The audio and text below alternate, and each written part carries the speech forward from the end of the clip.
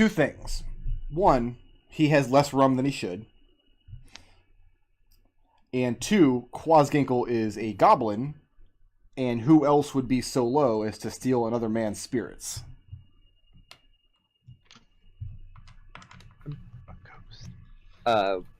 Kobolds?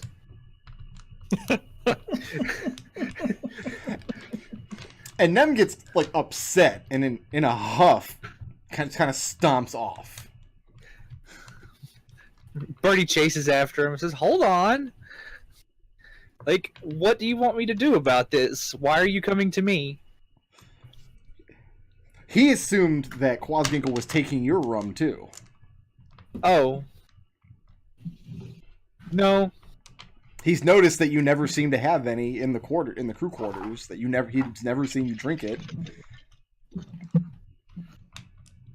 I don't get drunk anymore. Not after that last time.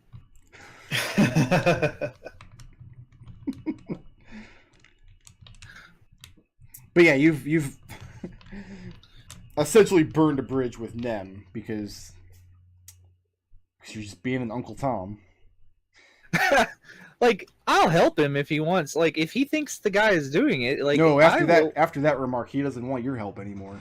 You've been giving all your stuff away to the big dragon because apparently that's what you think kobolds ought to do. I mean, yeah. A few nights later, the goblin Quasginkle approaches you with much the same story.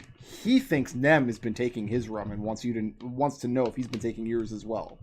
He's also seen that you don't drink in the quarters, that you never seem to have any.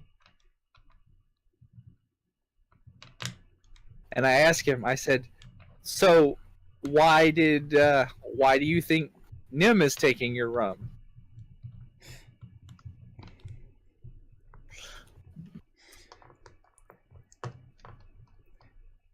And he kind of outlines the same reasons. Quasginkle doesn't have as much as he should. He sees that Nem always has extra. He doesn't have a problem with kobolds in particular. Or if he does, he's hiding it very well. He's the only goblin aboard this ship. So Birdie asks, like, so what's the deal between you and him? Is it just the rum? Like, is that why you guys don't like each other? He's not sure why anybody would like Nem. I mean, he did, like I made a joke at him, and he did kind of get kind of huffy. He asked what the joke was. And I'll tell him that he came to me and said that he thinks that he also is not having as much rum as he should, and he wanted me to help figure out who it was, and then he pointed me in your direction. Quasginkle looks around on the deck. And it's the middle of the night. It's well after midnight at this point. And he kind of ushers you over to a quiet corner somewhere. And then out of his vest, he pulls like a crudely made key.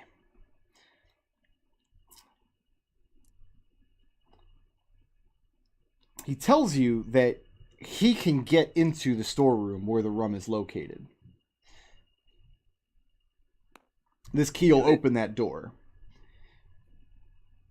He says, here's his plan.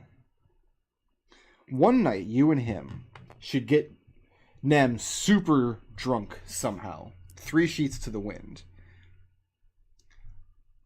Lock him in a barrel in that room so he can't show up for Raazu's roll call.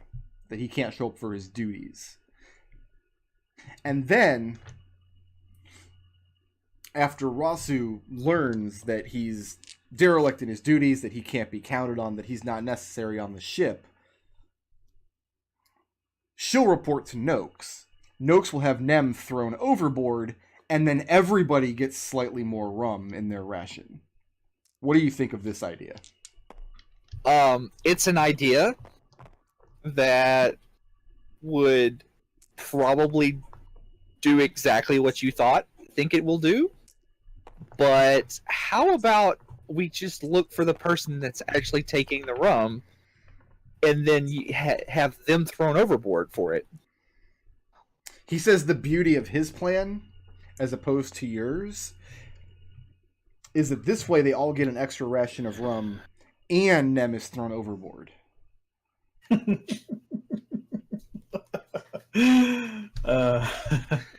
Birdie scratches his head and he's like, I don't know if I like the idea of people throwing kobolds overboard because, you know, I might be next. Birdie's flashing back to being whipped unconscious. He's like, he leans into the what is his name? Quasginkle. Quasginkle. He leans into Quasginkle and he says, and then he says, I've been whipped several times by the big Hobgoblin, and I don't want to give her any ideas.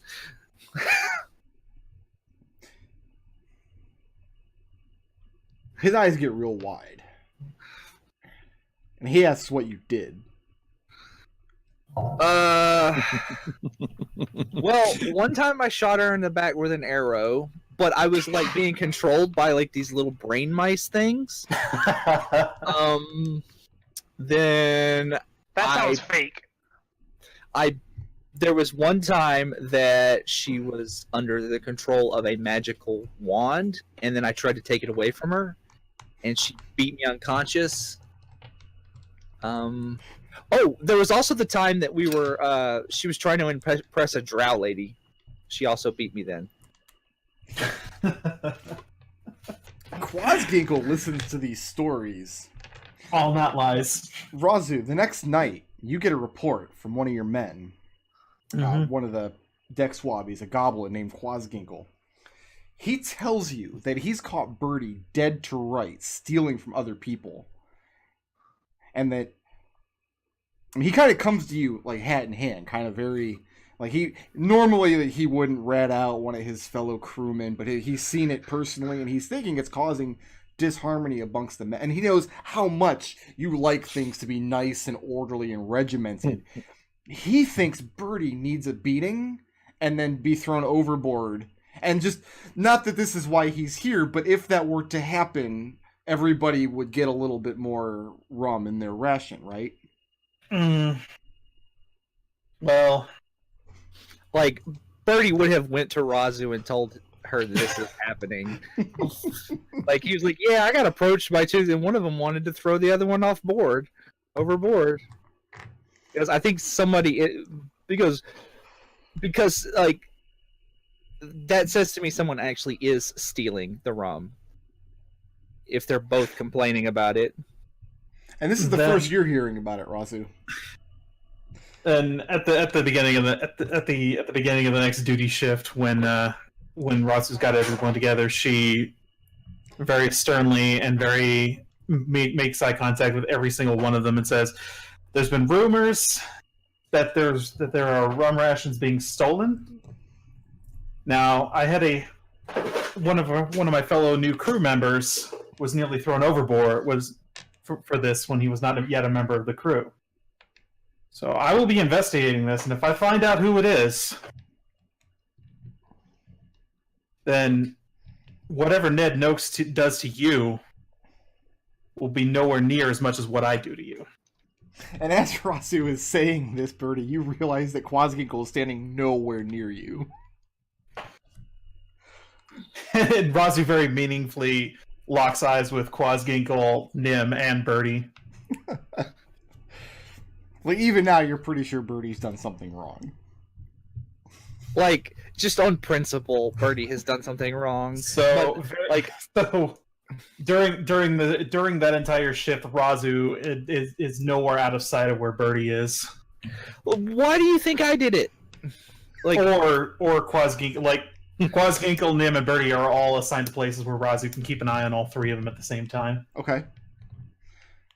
Like, Birdie's sitting there, like, maybe we should have thrown somebody freaking overboard. So what does Raazu do to actually look into this matter? Where's the rum being kept? That's you know that it's kept down in the storeroom down here, and it's Aldash's job to be on top of the stores. He's the ship bosun. All right, Raazu is going to go to Aldash and During the day or during the night? Is he working during the day? Yeah, he's on duty during the day. Well, Raazu's pretty much on duty here 24/7 anyway, so Okay. when she's got a free moment during the day, she'll go to the Dragonborn. Okay. Aldosh, yeah. And he actually wears his tattoo on his shoulder. Aldosh is a copper dragonborn, and I don't know if Raazu's entitled to any more information than that. I'm not sure what else she knows about various types of dragons. Not a thing. Okay. All right, let me go ahead and crash everybody's game by loading in a tablet. Well, actually, Nice. Finally. I've been waiting this whole time. I There think it my game is. did crash. Oh, yay! no, okay, it didn't. I have a feeling at some point.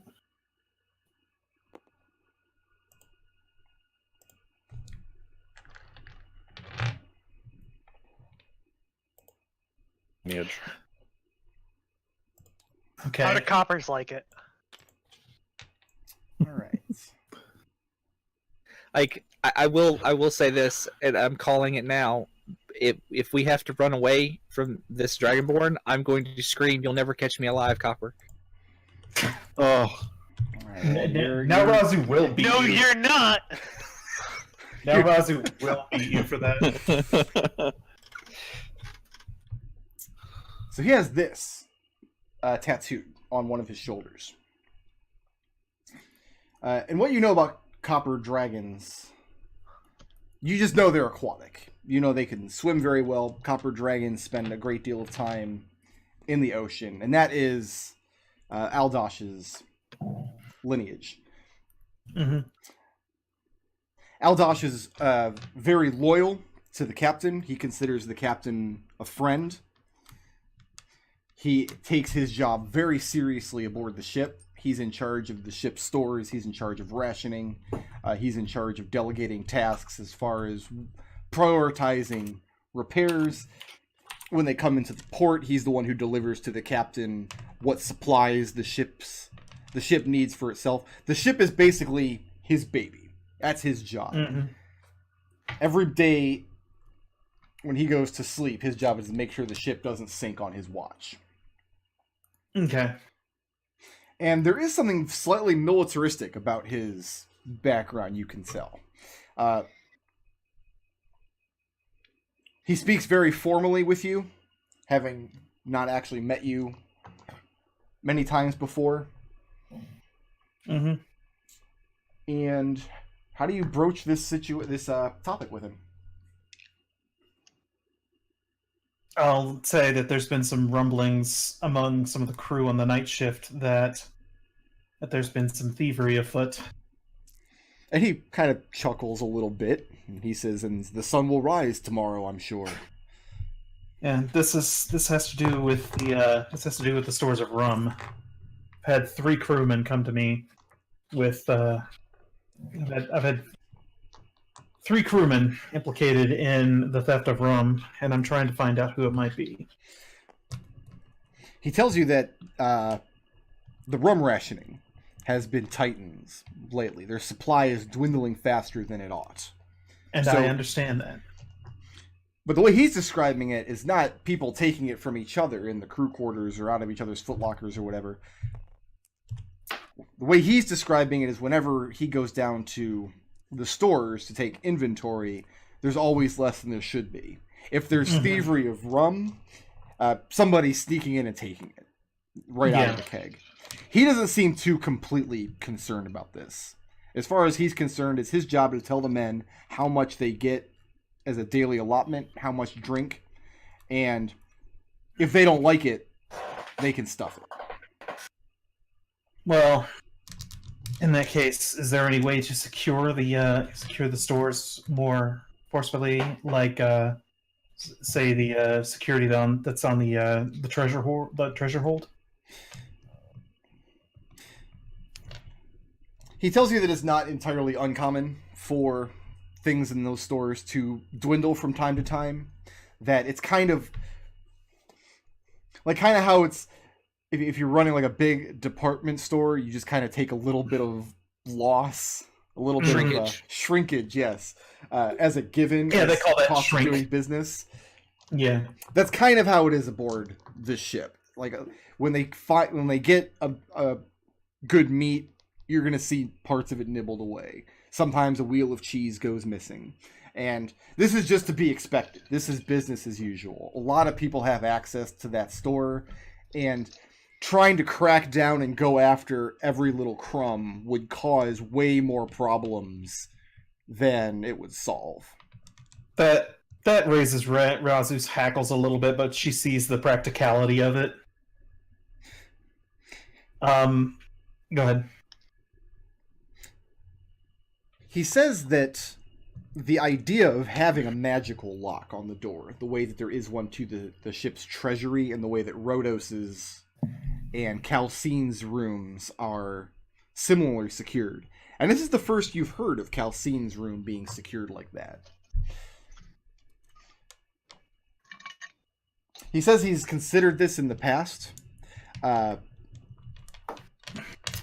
that the captain and Rhodos have both told him that it's not possible. They didn't tell him it was not desirable, they told him it was not possible.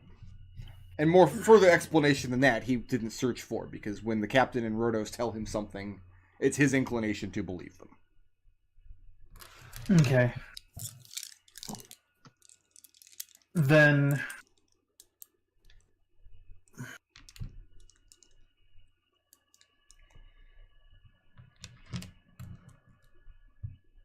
thank him for his time, and then... He asks you how you're getting on with Ned Noakes. The less I speak with him, the better. She's very, very frank about that. He tells you don't let Noakes get to you. This is his trial by fire, as it were. Mm. It's his job to try to break down new recruits, new people brought on board. If you can't handle Ned Noakes, you can't handle this life. No. Raazu has actually been in similar kinds of situations when she was imprisoned in the Southlands. So this is just kind of that, you know, the humans down south would try to break her as well, but didn't work. Do you tell that to Aldosh? Yeah. Raazu will kind of give him the basic line, like basics of her backstory, and that, you know, when her unit was sent to attack a part of the wall, almost all of her unit was decimated, and those that survived were taken south of the wall to make big rocks into small rocks until they died, basically. He tells you that that's a very common story aboard not only the Deceit, but other sorts of vessels. Because these pirates do a lot of preying on traders from the south, a lot of the monster and like humanoid creatures that they encounter are prisoners or escapees. And he names a couple crewmen on the ship, some of C and Sweetie Bird, like you already know. Mm-hmm. He also tells you that it would be impossible to coax details out of her, but the fucking hammer has a very similar story. Okay.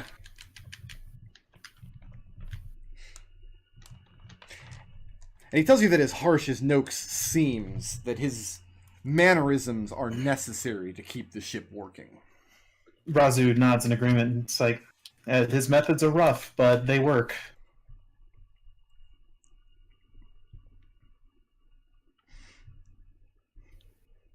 Does anybody get up into any shenanigans aboard the ship? Now that we're kind of falling into a routine and you all know what your jobs are and what's expected of you.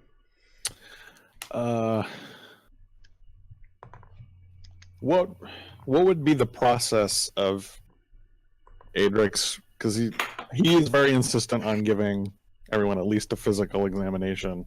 Okay. So who would he have to piss off to get the senior crew members subjected to a physical evaluation? and mental evaluation. As far as you can tell, you would have to convince the captain that that's a good idea, and you don't have Right. access to the captain. How would Adrex get access to the captain in this regard? You would have to convince either Noakes or Aldosh that this is a good idea. Probably Noakes, because Noakes is the one who's in charge of the crew. All And right. just right away, your big conflict there is going to be if you approach Noakes and say, "Hey, I want to make sure that the crew is in good shape and in good mental health," he's immediately going to take that as an insult because his literal job is to keep everybody in working shape. So you're going to have to find a way to navigate that briar patch. Okay.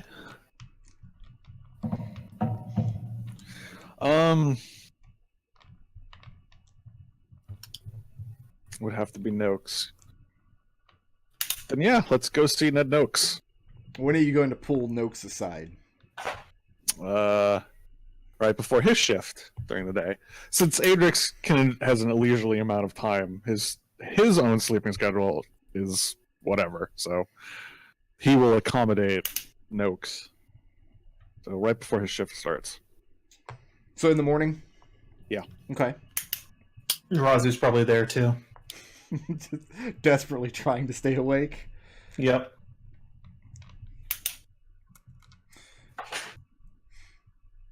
Have you ever formally introduced yourself to Noakes after he brought you aboard the ship? Is this your first time ever reaching out to him? Yeah, this would be the first, Adrex probably would have, apologized at, a meal at some point for being boisterous on the deck when he threatened to throw Red overboard, but other than that, because of how much Adrex absolutely loathes Noakes, he would avoid him as much as humanly possible. Okay.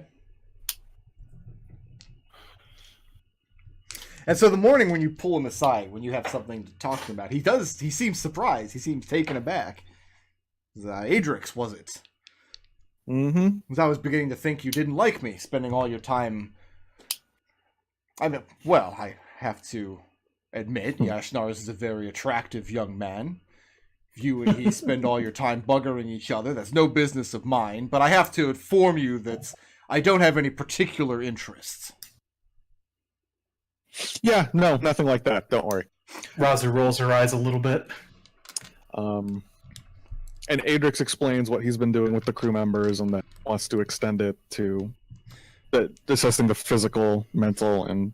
Noakes moves to leave, to walk past you out onto the deck as you're starting your sentence. Are you going to follow him around and explain this, or are you trying to block him in?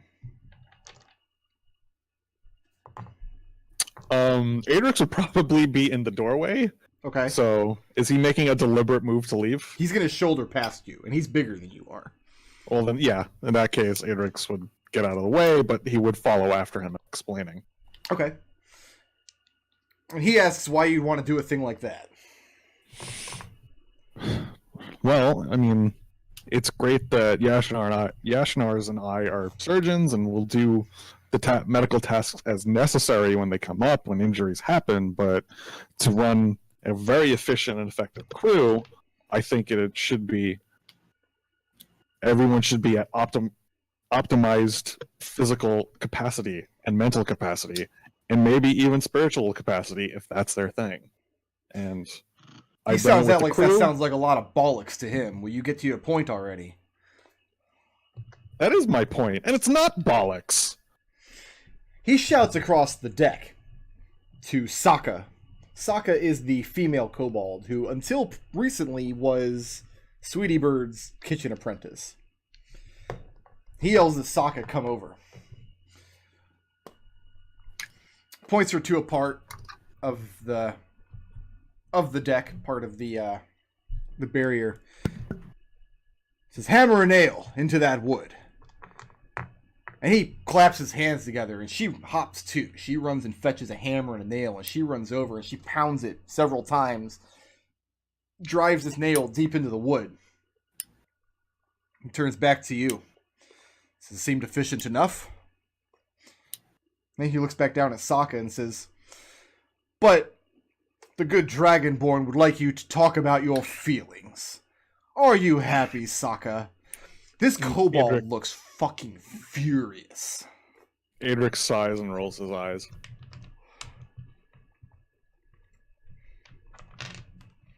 Is No this how you flicks. communicate? You just have to make your point in the most obnoxious way possible. And Noakes kind of furrows out his chest a little bit.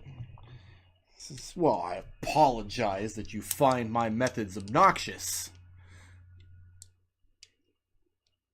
But please, have your discussion. Delve around in our sweet little kobold's brain. Find out if she is spiritually available. Sokka looks absolutely furious that she's being used in this way.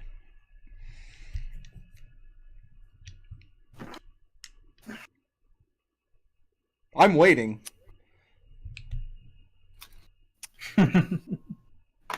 Adrex lets out an inhale.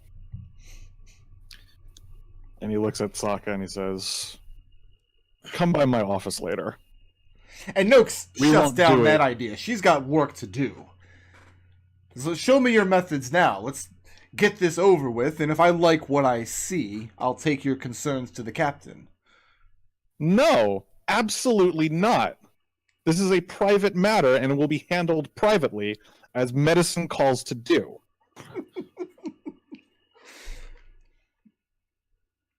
Doctor-patient confidentiality.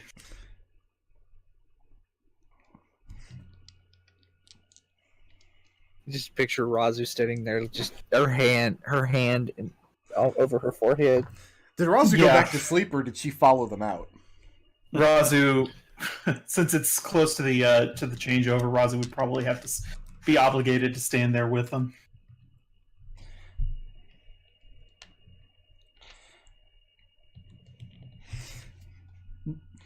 This very dark smile creeps across Ned Noakes' face.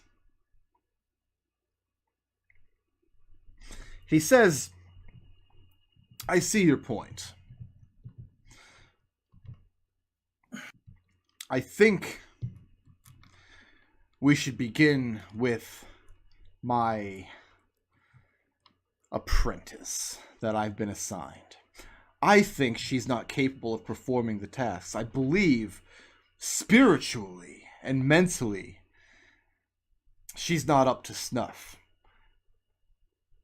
Raazu I'd like glares you to very get to the angrily. bottom of it. I'll send her around your office. And then he yells at Sokka to get back to work. Raazu glares at Ned Noakes. Says nothing. Bites her tongue. And Noakes turns to Raazu and says, apparently the doctor will see you now. And don't forget, and then he rattles off all of the other things he has assigned you to do. You're going to be expected to show up to Adrex on your own time, of which you have none. Raazu inhales very deeply through her nose, closes her eyes, grits her teeth, and says, aye, aye. Turns to Adrex.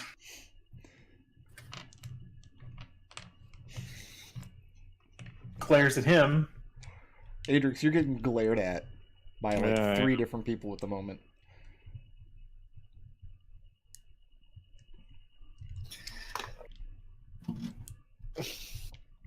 Adrex is thinking, I could throw him overboard, but I'd have to take him with me. Two of us, and I don't think can't make that work. But Adrex doesn't say anything. He is counter-glaring at Noakes. Oh, So Noakes isn't glare- glaring at anybody. He seems very pleased Okay. with himself. And then he abandons the two of you and gets back to his tasks aboard the ship. Raazu, you've just finished an extremely wearying shift. Hunting for the rum theft and probably making not a whole lot of progress. And I have even That's- more bad news for you. Huh. When you do manage to catch a few minutes of shut-eye, it's not particularly restful sleep. Mm-hmm. Well, Adrex was going to suggest Raazu catch what she can in his quarters, and we can write it off as, yeah, no, this is... I did exactly what you... No, we're going to do this. No, we are doing this. This is a thing we are doing.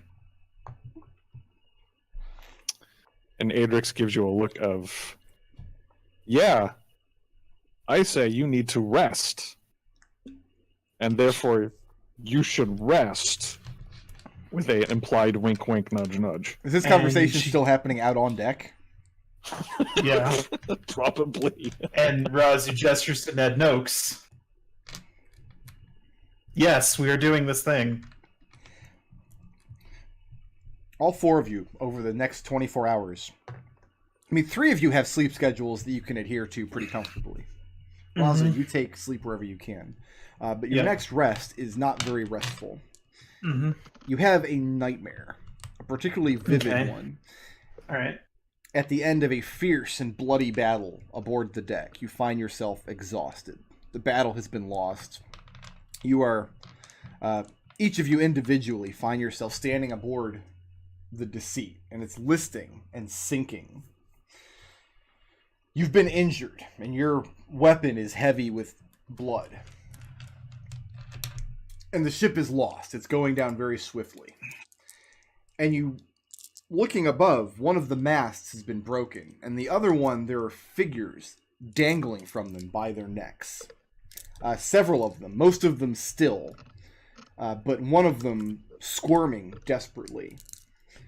Amongst the dead, you see Captain Eyes, Calcine, Ned Noakes, Yashnars, and your three companions. So Raazu, I mean, you see Windy's form dangling, and Birdie's, and Adrex's, but not Red's. Well, first you're thinking, this wriggling form, that's going to be Red struggling with the last of his life, but it's not. Instead, you see a humanoid creature that looks like the Quicksilver doll from the tomb where you were given your magic. Hanging by the neck and squirming desperately. And as the storm rages in the sky, a bestial maw opens up. Blood drips from its teeth. And the places where the blood hits the deck as the ship is sinking swiftly, fires erupt. You're scrambling to one edge of the ship as it's completely sinking. And the moment you see these figures hit the water and begin sinking, and the moment this Quicksilver doll touches the water, it melts away instantly, leaving the noose empty. And fanning out from where it touches the water, the ocean transforms to a pane of glass. And the glass shatters and crumbles away, leaving beneath it a dark void. And you fall into this void. And as you fall, you startle up. You wake in bed, having not gotten any benefits of the rest, covered in sweat and breathing heavily. And each of the four of you have this dream individually.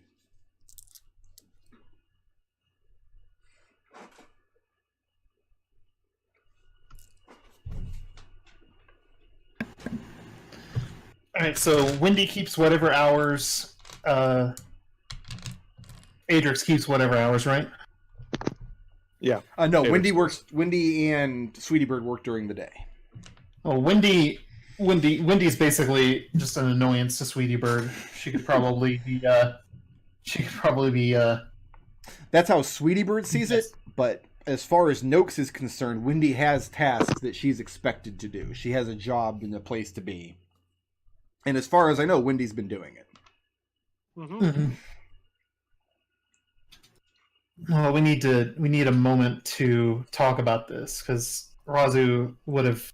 She kind of goes to Adrex after that conversation that she had with him about, oh, you need to rest. You need. And after that conversation, the first time you manage to catch a little bit of shut-eye, you have this horrific vision. So she bangs on Adrex's cabin door. What?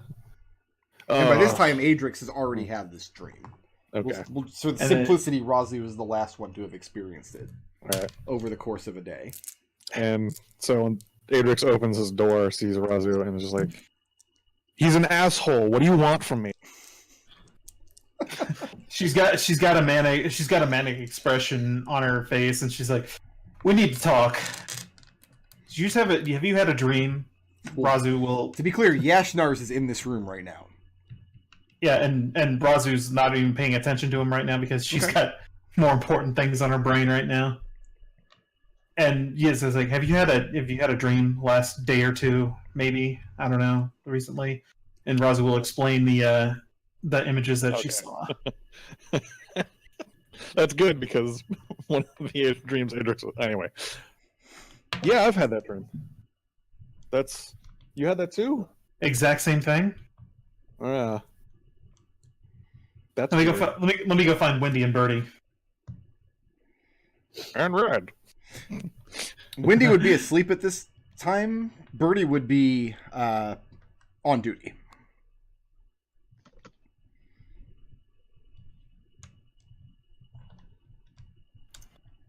Well, considering I don't have the medical authority to interrupt someone on their duties, I think we would have to go find Birdie. We'd Yeah. gather up Wendy and go find Birdie. And as Yeah. you're moving to leave, Yashnars also steps up and pulls on his coat. He seems interested in hearing this, having heard all the details of his dream. Yeah, why not? And it's the night shift, so the captain might be up, and that might be something worth bringing to his attention. Well, let's not go that far yet. In order to gain audience with the captain, you would have to go inform Noakes. Or Aldosh. One of the two. Adrix is against this. Well, I don't think we need to go that far yet. So let's get Wendy, let's get Birdie. Talk Yeah. on deck. Yep. We'll do that. And then guess we compare notes. And we all have the same dream. That seems significant. So you Yeah. You're going to have this conversation with Wendy and Birdie, but you don't make any move to not involve Yashnars? Because he does show... Raazu is barely paying attention to Yashnars. Okay. So yeah, And- Wendy and Birdie, you two are collected by your companions. And where on the boat are you slinking off to have this private conversation? Well, it has because Birdie's it's his shift, right? And he's on deck. He is, but it's Raazu's job to make sure that Birdie's doing his job. So And I'm not. Raazu was not there, and I'm gone. Where is he? I'm checking the doors again. is this something you do daily? Just check the doors? No, not daily. Just figured, oh, Raazu's not here. It's a good time. Okay. Well, at this moment, Rhodos is in his chambers because it's into the night. Yeah, it's like so I would just leave. And that'll Three be a of good us place for us to bump into you. You're just walking out looking sheepish. Yeah. Birdie, what were you doing? Birdie says, I got lost. And then he just keeps walking. You got lost on this ship. Yep. Hell of a thing, isn't Big it? ship. So, Birdie, I was Raazu's woken got- up in the middle of the night for a very important conversation, which we're going to have right now. And Birdie looks at the orc and says, who is that? And why is he here? Go away. And he just waves at the orc like this. I don't know. I assumed he was involved. He's been here the whole time. Yashnar Brother. says that he knows a thing or two about having and interpreting prophetic visions. Birdie says, oh, the dream. Yeah. You had it too? You had it too? Ship in flames, the Quicksilver entity? Honestly, I thought the kobold or the goblin had just poisoned me, and I was having a bad dream. Have you had it, Yashnars? Yashnar's has not. He says that he frequently has prophetic dreams, but this particular one is not known to him. Kind of prophetic dreams. And he describes the same kind of visions that he's described to Adrex, about how an avatar of Osprey comes to him sometimes, and he interprets her meanings and auguries, basically. You mean Tells Osprey comes to you?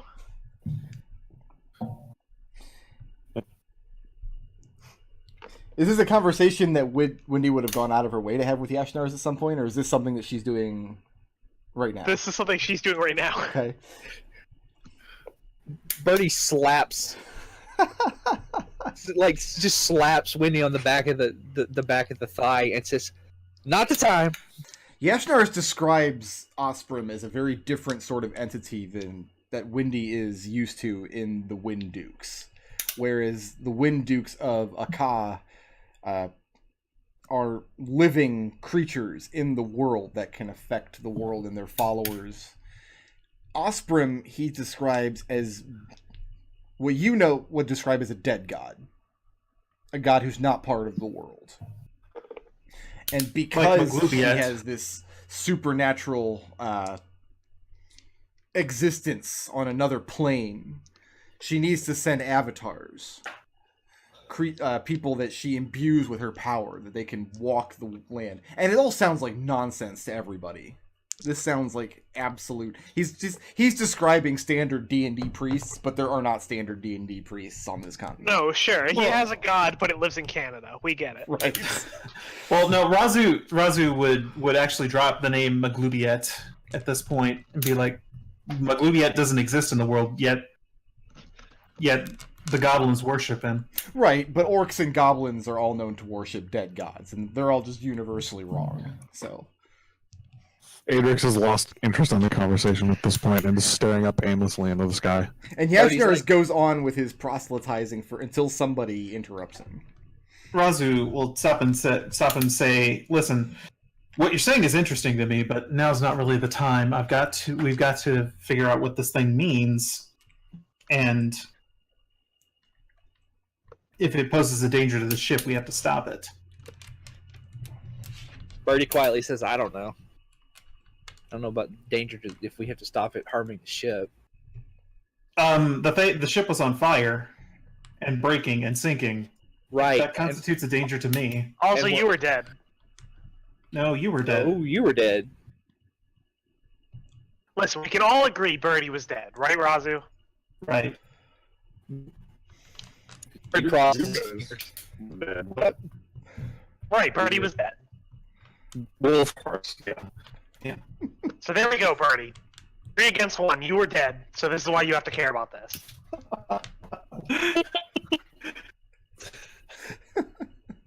Do we go through Noakes or do we go through Aldosh? Aldosh, Adrex blurts out. I don't argue with you there, but he's probably asleep by now, eh? What about? Do we have to bring it up? Why don't we just go talk to Rhodos? It seems like weird magic shit. Also a good point. At this point, like- Birdie that's a good slinks idea. away and goes and knocks on his door. This door. Goes to who? Rhodos Okay. doesn't even say anything, just leaves. Birdie's like, "Yes, this is a good opportunity to get in and look at things." Is everybody going to Rhodos together? Yeah. Yeah. And it takes a minute when you knock on Rhodos' door. It takes a minute in order for him to answer. You can tell that you've roused him from slumber, and he actually took the time to stand up and make sure that his head was brushed and he was presentable. He preened. Yeah, a little bit. That's fair. Wendy respects that. And he sees all of you standing there and immediately can tell that there's something important about the situation. Yeah. So he bids you give him a moment. He closes the door in your faces. And after a few moments, the door behind you here opens up. And he greets you into a room that's candle lit. and you can smell his tea kettle bubbling away. Oh, hold on 1 second. I'll be right back. Mm-hmm.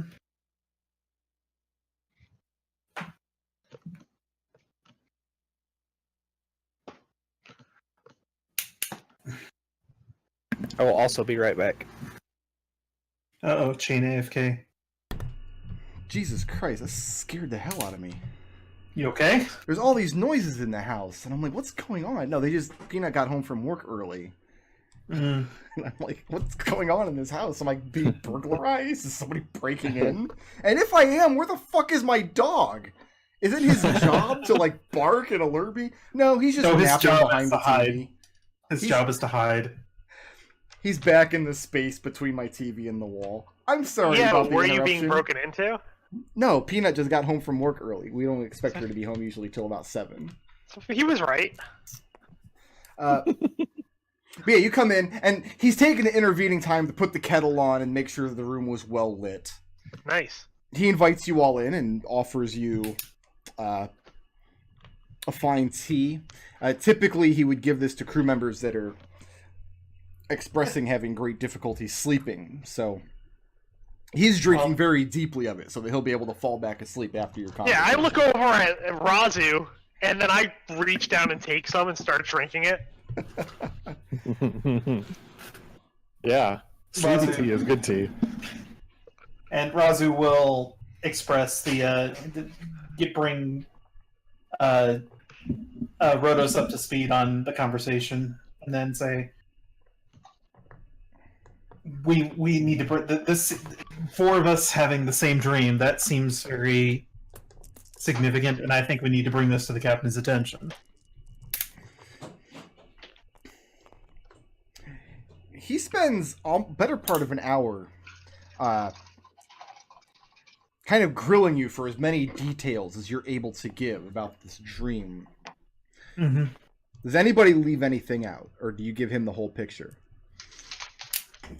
Raazu has no reason. Yeah, Raazu has no reason to hold back. Yeah, there's no reason for Birdie to lie because everybody else is telling the whole I story. have a anyway. question. Yeah. In the dream, was I sensing my allies, or was I actually seeing again? You were seeing. In your dreams, I'm assuming you have... It's a metaphysical world where the laws of reality don't apply. Wendy will use that as an argument for maybe it wasn't prophetic.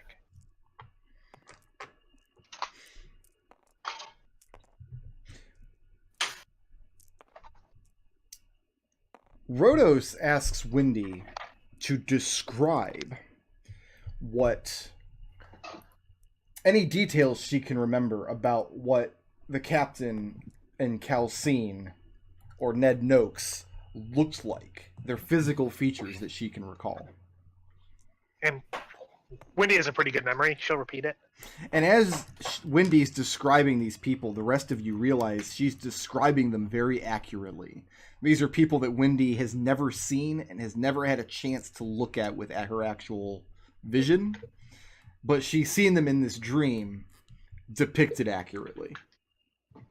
That seems fairly significant too. Oh, I mean, the dream is magic. Well, I'm just yeah. questioning whether it's prophetic. Or at least traditionally so. For example, I'm assuming if a situation like that came up, I wouldn't be able to see. Which suggests to me that necessarily that exact situation doesn't need to come up. Rhodos also finds it very unlikely that that situation could come up, because the idea that any other vessel could have bested the deceit in combat to such a degree that it would sink doesn't make any sense to him. He says this with great amount of pride. Birdie scratches the side of his head. What if it's not a vessel that What if attacks it's something us? that's what if it's not another vessel? What if And- it's looking over an avatar? Right? Am I using that right? Rhodos says that clearly you've been speaking at length with the surgeon. I spoke to him for about 30 seconds, so I think I got the gist. Birdie says I was thinking like a giant, like a really, really big fish. Adrex, Isn't that what that is? Yes. make an insight check.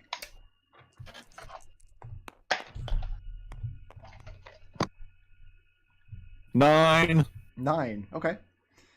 I love how you always you real get the tired. every number like adjacent to 20 always. What? Sorry, what was that, Brick? I said you're real tired. They woke you up in the Yeah. middle of the night. Rhodos doesn't seem to have any particular insight on this vision. He's very interested in it. And he says that perhaps he can pore over his tomes and do some research and some experimentation to try to determine what it means. But his experience with this sort of vision is that they're not meant to be interpreted literally. And attempting to do so tends to lead to catastrophe. Right. See, that's what I was saying. Yeah, Raazu's not pleased with that answer, and Okay, but so here's the thing, because I want to kind of wrap this up so I can go back to bed. Is Ned Noakes scares the hell out of us. And we think that we want to tell this to the captain, which means we'd have to go through him if we can't convince you. Does this seem like something you could help us with? He says that he wouldn't concern the captain with such trivialities until he's able to do his research. Birdie raises his hand. Like not waiting the for right the recognizes Birdie. The full record. Birdie says, so, like, I know that you're not supposed to take things literally, but, like, there's not a whole lot of figurative interpretations to the ship sinking other than the ship sinks. And we're on the ship, and that would be bad.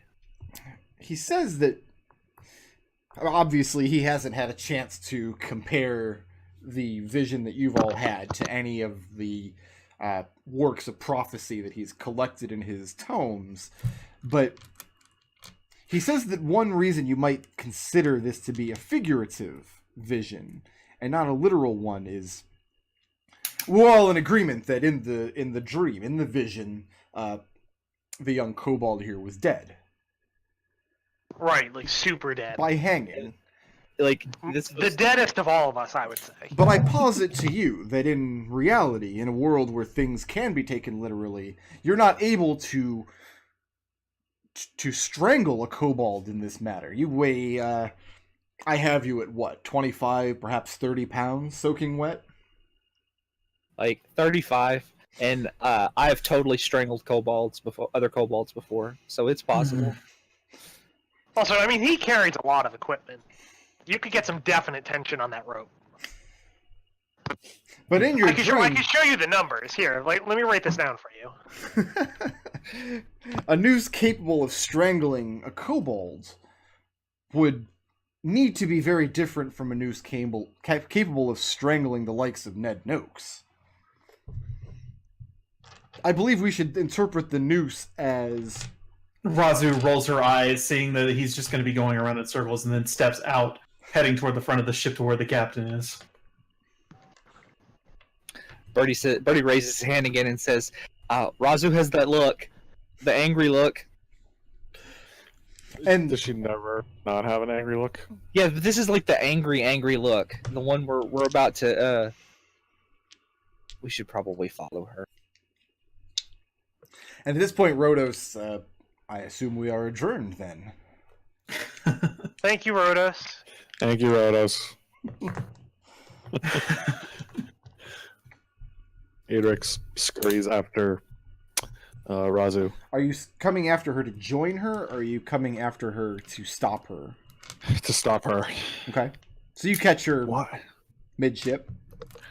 Why are you so insistent on telling the captain? Because it's a danger to the ship, and despite whatever our loyalties might be, we did sign the book. We have a duty of loyalty to this ship for as long as we're working here. Therefore,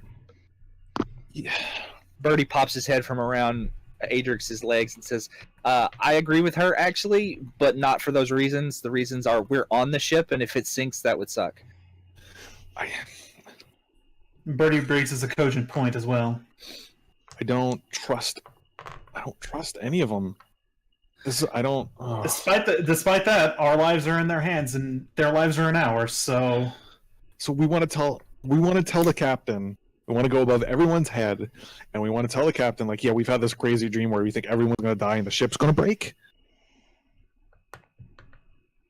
One of us having that dream, a happenstance. 4 of us, that's something more significant. What if he thinks we're the danger? Ooh.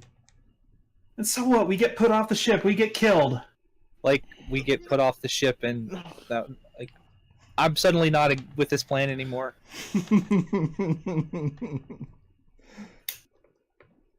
But if this is true, and we don't bring it to anyone's attention, we don't bring it to the captain's attention, he finds out, then yeah.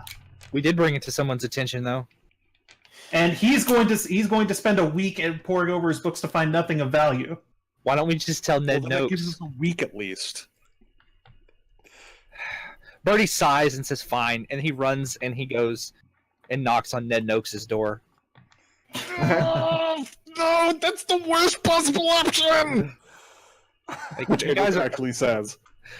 like he's like whatever, and he just knocks again. Like he pounds his little fist on the door. Okay, so Noakes is down here again Yep. tonight. Raazu, are you going with him? Yeah. Okay. Adrex is very pointedly not. And Raazu will be the one to knock then. Yashnars is very pointedly not either.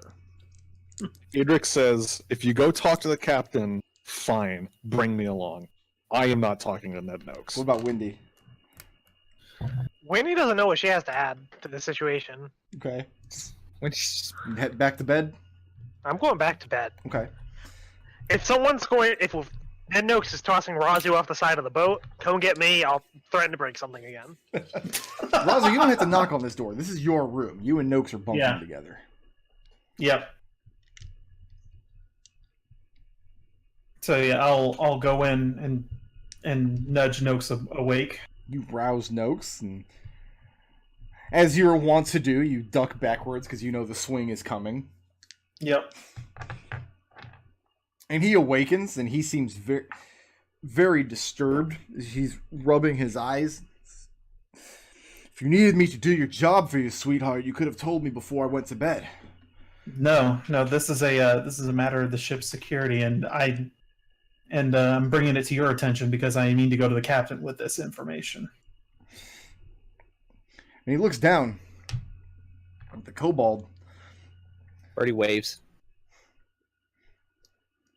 Says, if the kobold needs to be keelhauled, that's It's not a that. matter of simplicity. Bind his hands behind the back. We don't drag him beneath the ship. We don't need to bring this to the captain. And he Birdie gets up takes and he back the starts friendly wave. approaching Birdie like he's going to reach down and start slapping manacles on Birdie. Raazu intercedes and says, No. This has to do. He's one of the 4 of us have had a vision that the ship's surgeon Yashnars might consider to be prophetic, and it's got me spooked. He says he's once seen a bowl of porridge that Yashnars thought was prophetic. Yeah, and Birdie pipes up, scratches the side of his head again, and he says, "So did your ship sink in the bowl of porridge?"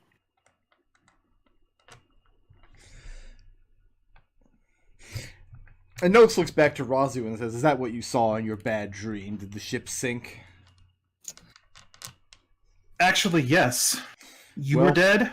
This The captain was sounds dead? like he just completely bowls over you, not listening to a word you say. This sounds like mental instability, the sort that the good Dr. Dragonborn should be able to assist you with. I suggest you set up an appointment post-haste and let me know if the kobold needs to be keel-hauled. Wow, talk about due diligence.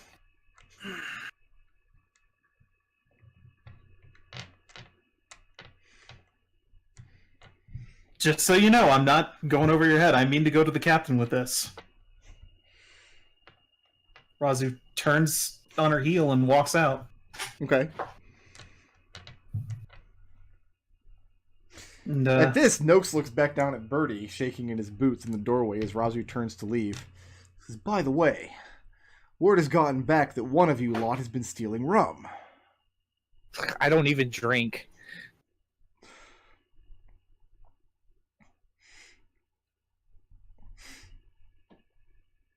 He tells you to get out of his sight before he decides to keelhaul you anyway, just for good measure. Well, Birdie will then follow Raazu then. And Raazu heads back up top side and forward to the captain's quarters. Okay.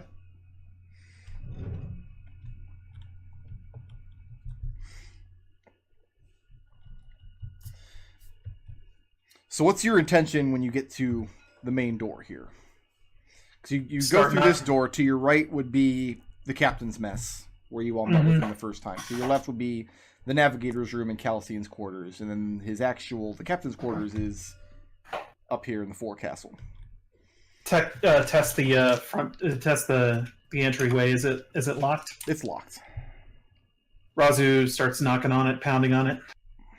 Okay, and some of the men aboard the ship at night begin kind of looking around suspiciously. Glare at them and say, "As you were." And there's no answer at the door. Captain Eyes, got important information for you. And how long do you wait at the door before you do something else? Couple of minutes, no response. Couple of minutes, there's no response at the door. So, question. Mm-hmm. Do these windows have glass on them? Or are they just open? They would need some kind of glass to make sure that the sea spray doesn't get in, but probably just a standard hinge on the inside that can be opened up. Okay, just wondering. I mean, we could, Raazu doesn't have any keys to this sort of thing or anything, right? No. Birdie reaches into his pack, pulls out a rope, and tells Raazu that he has an idea. And then he runs up the thing here and gets her to follow him. Okay. Raazu Come up will. to the ballista About right here. And there's crew About up right here. I mean, you're not alone. No, it's fine. What's Birdie's What's your plan? What's your plan, Birdie? Dangle me down, I'm gonna knock on the window. All right, do it.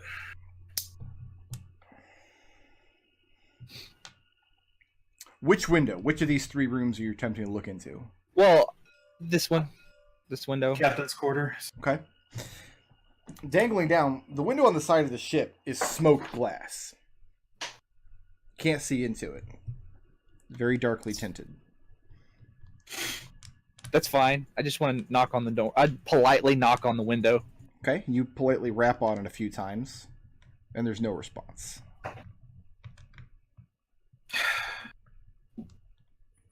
Birdie, you're going to need to break the lock on the door then. Like he calls me back up and says, "Can I get the latch open from outside? Is there any? Could I do it with my tools?" Yeah. So okay. Dexterity thieves tools. All right. And Raazu, you see Birdie get out his tools and start picking the lock to open up this window. It's fine. I'm gonna blip that because I just rolled a 1.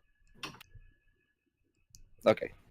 See how that 4 rolled over into a 20? McDohl, that's what you're supposed to be doing instead of the 20 rolling over. The 20 rolling over to a 4. I will work on my mouse button clicking to try and make that happen. Thanks. Finally.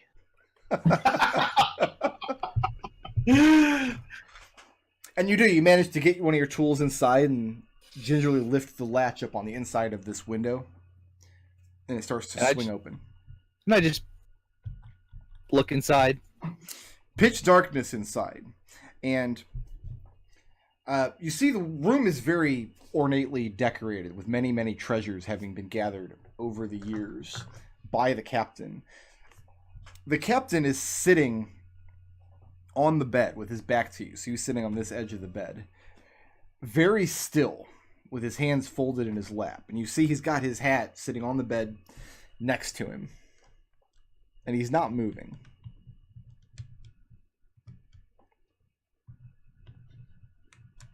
Birdie looks see Birdie. Birdie whispers back, climbs up the rope and tells him what he sees. Like, he's not moving. Should I go inside? I'm going to go inside. Call out to him first. Nah, I'd just go inside. So I'm here now. Raazu ordered him to If he gets call out. caught, it's going to be your job to throw him overboard. Yep, I know that. And if he gets caught and you don't, it's going to be Noakes' job to throw you overboard. No, I know that. I'm Okay. still tied to a rope. Just remember that. What are you doing with the other end of this rope, Raazu? Holding on to it for now. Okay. So what do you do in this room, Birdie? You slip inside. I'm going to very gingerly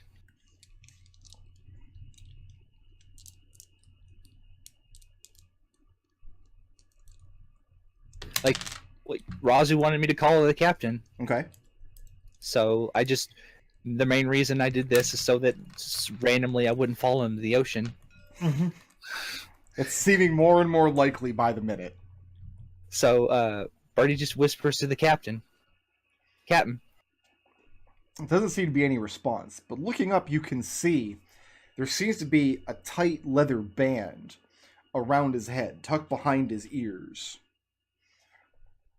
Tight leather band? Like something on the top side of his head.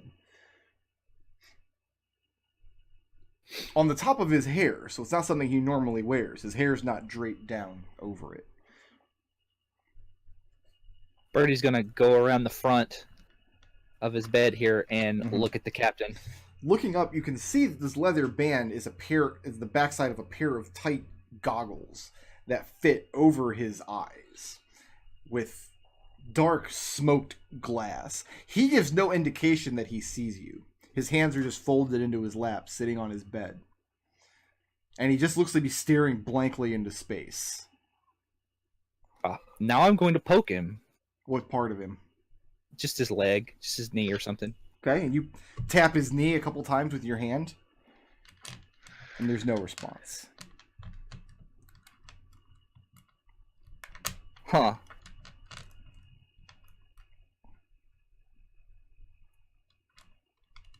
At this point, Raazu, some of the men, you're holding this rope dangling over the edge of the ship. One of the men comes up to you. Let's see who. One of the bugbears, Hrolk. These 4 bugbears are kind of Noakes' lackeys. These are his most loyal men. A lot of times, you wouldn't say he gives them special treatment, but they're definitely the ones that he calls on more often than not. They're the ones that he brought with him to collect you from the shore. Yeah. Hrolk comes up and sees this very suspicious-looking scene with you holding this rope over the edge of the ship outside of the captain's quarters.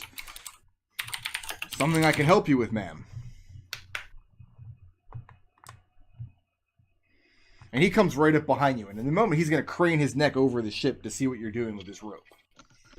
Turn to him and say, trying to get the captain's attention. There's something important he needs to be made notified of. Is this something that we should perhaps bring to the quartermaster's attention? He's not budging on it. He's asleep, and I woke him. He doesn't care. So I'm bringing it to the captain. And this is when he looks over and he sees this rope going from your hands into this open window into the captain's quarters. Does the quartermaster know what you're doing? I told him I would bring it to the captain's attention, and I'm doing that by any means that are at my disposal. At that, he takes a step away from you, eyeing you very suspiciously, and begins walking back below deck. It's fine. Birdie, what's happening inside this room? I mean, I'm gonna climb up on the bed next to him and push him over. Push him onto the floor? No, just kind of push him, like he's sitting on the edge of the bed, right? Yes. Just kind of on the side of push the him. bed.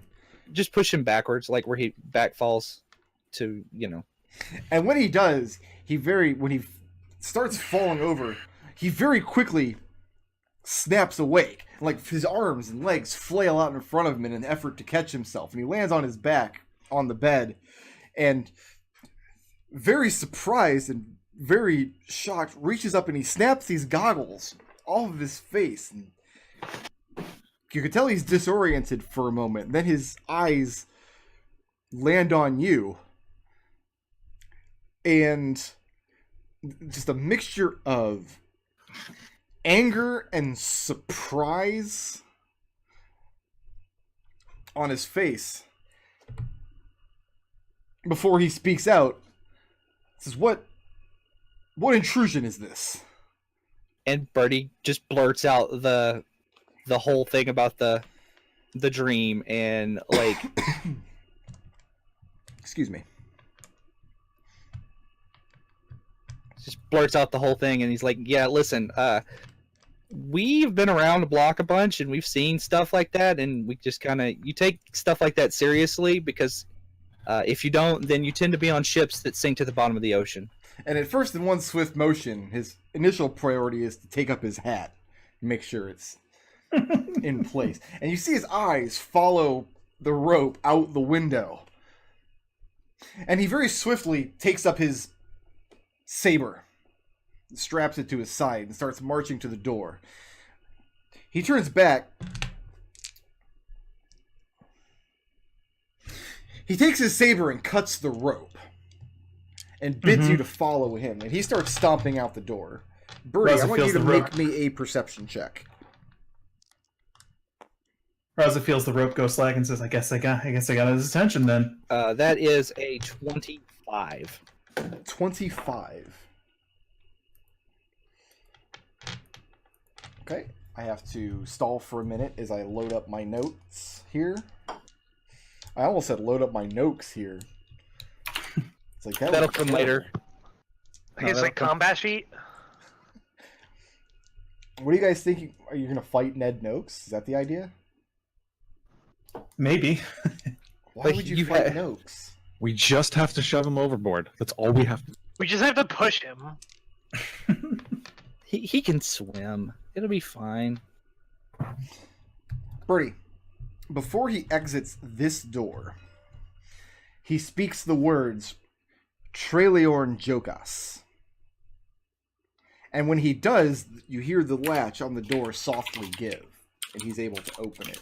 And he speaks it very, very softly. It's clear that he did not intend for you to hear those words. Raazu, Yeah. at this point, most of the men on the ship are kind of gathered around the base of these stairs.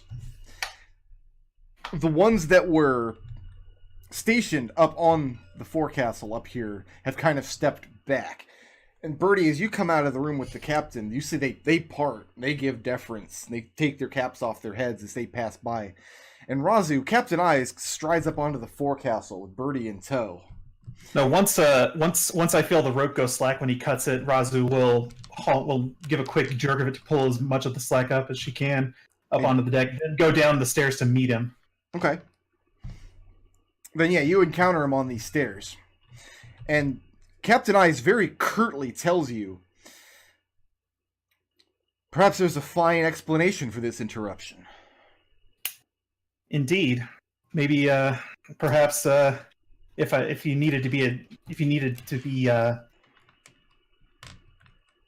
be informed about important ship matters, then you should make yourself available.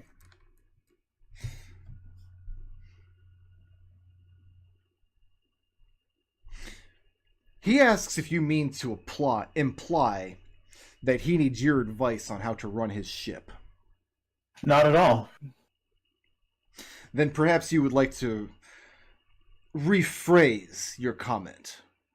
We'll agree that you misspoke. And now you can see Indeed, the I did. anger rising to his face. Birdie, a moment ago, he seemed just very surprised and taken aback. Yes, maybe I did mean to misspeak, but Everybody, all the men aboard the vessel at this point, you have their undivided attention. This is think an maybe we altercation that's very, very strange.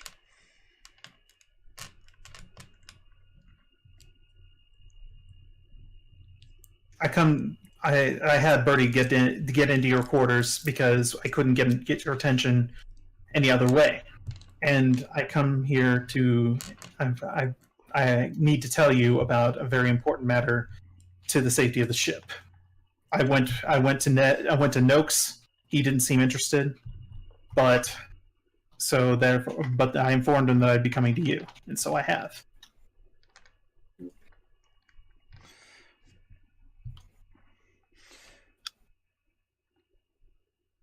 He asks a couple of the nearby men to bring him the quartermaster. Birdie, what are you doing at this point? I'm just standing here quietly. Okay. Raazu is standing up at kind of the top of these stairs. You're kind of at the bottom alongside the captain. And Noakes eventually approaches along with a couple of the bugbears. The captain turns to Noakes, says, "Take these two and put them in irons. I'll decide what to do with them later." And then he strides back into his, or begins to stride back into his room. Captain, you need to hear this. This is important. And he turns Raazu's- back at Raazu.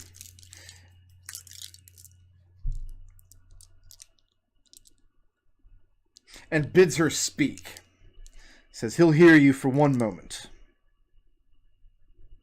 And Raazu will say very simply and plainly, a lot of us had a dream, had a very, very vivid and very powerful dream in which you and all of the senior crew were dead. The ship was sinking. Not all the senior crew.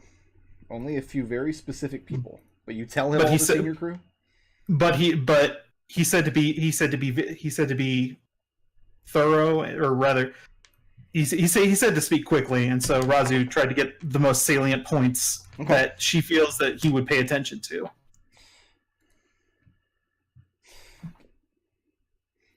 And he turns back to Noakes and says, "I have no interest in deliriums and dreams." Noakes and the bugbear step forth to put you both in irons and take you to the brig. Birdie pipes up and says, like, you all have magical powers given by an external force, and yet you disregard this. As you're saying this, are you struggling against the bugbears who are putting manacles on you? Like, as much as my little body can.